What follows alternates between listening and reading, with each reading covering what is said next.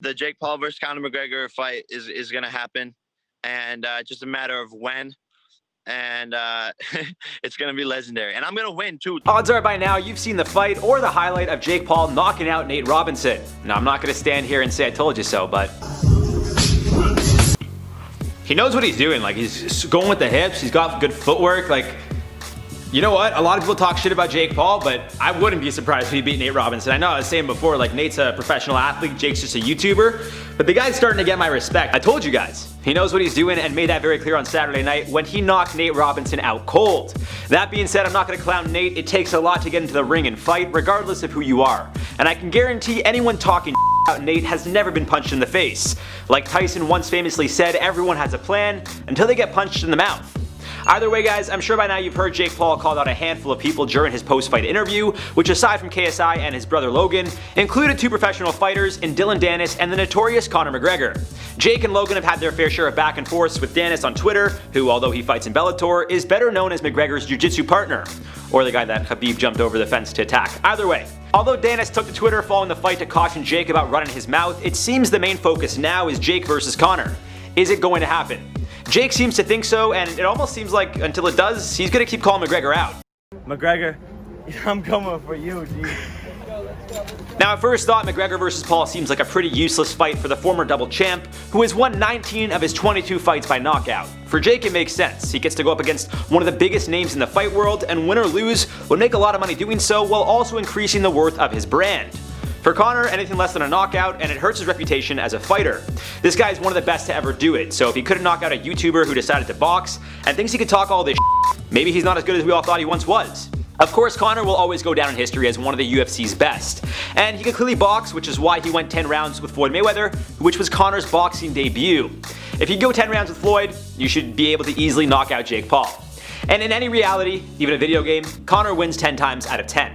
But as we know, anything is possible, especially in combat sports, so somehow, someway, Jake wins. Imagine that.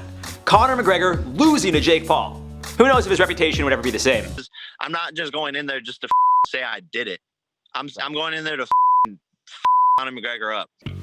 Now again, as confident as Jake seems, I don't think he'll ever beat Conor McGregor in a boxing match. McGregor is one of the best in the world, and Jake still has some work to do if he wants to be taken seriously in the fight world. Still, with that being said, as per Jake, his team is in talks with Conor's management team, and he seems very confident that the fight will eventually happen, somehow, some way.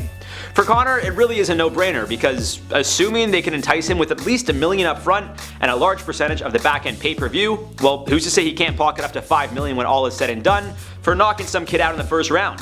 I really don't think it goes more than a round if I'm being honest. And Conor can still train for his UFC fight, assuming he had one coming up, so taking a fight with Jake, at least from a money perspective, makes a ton of sense.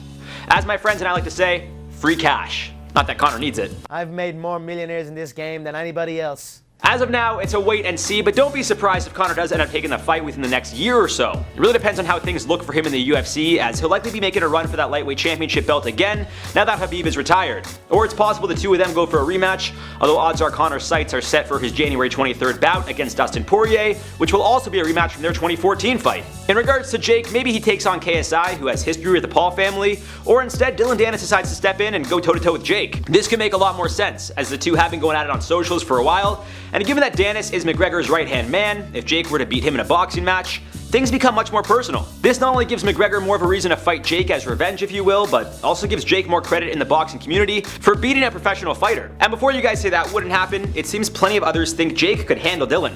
Jake Paul beats Dillon Danis. I was gonna. You stole my line. Jake Paul beats Dillon Danis. Listen, Jake Paul beats Dillon Danis in a boxing match. Yes, but Jake Paul doesn't beat Conor. Conor can box. Connor's the real deal. Conor would whoop his. I think he beats Dillon Danis. I think he beats Dillon, dude. As of now, it seems everyone has a pretty common understanding that Jake and Conor won't happen for at least the next little while. Maybe become official sometime next year with them set to fight early 2022 maybe, but that all depends on how things play out. If Jake fights KSI and loses, the interest from everyone dwindles fairly quickly.